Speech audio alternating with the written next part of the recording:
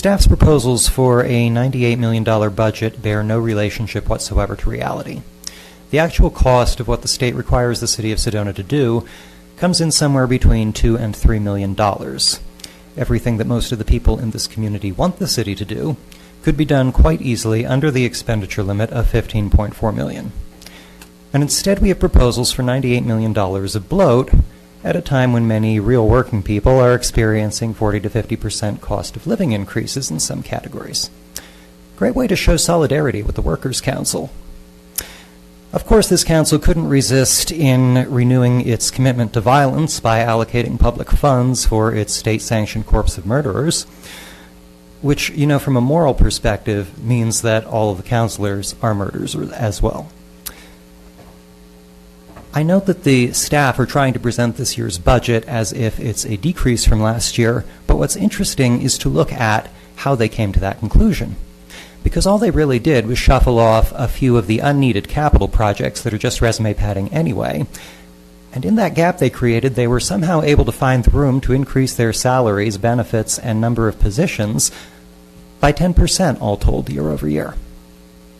They simply converted indirect graft into direct graft. Very cute, Barbara. And then there's this ludicrous proposal to allocate close to $1 million of tax money, potentially, to maintain fields owned by a failing school system run by a bunch of child abusers, fields that will not be open to the general public who are paying the taxes to use them. I could go through this document page by page and tear it to shreds, but why bother? The numbers speak for themselves. $40 million to buy a 1-acre parcel of land, a bus barn that used to be $20 million and is now, what, 30, 35?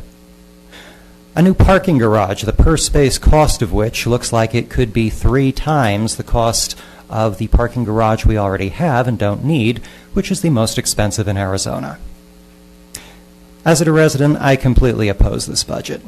However, switching hats for a moment, as the treasurer of the Small-Town Sedona Political Action Committee, I welcome Council's potential approval of this grotesque budget, because you will give the people of this town one more reason to vote no on home rule and to vote this gang of fiscally irresponsible lunatics out of office.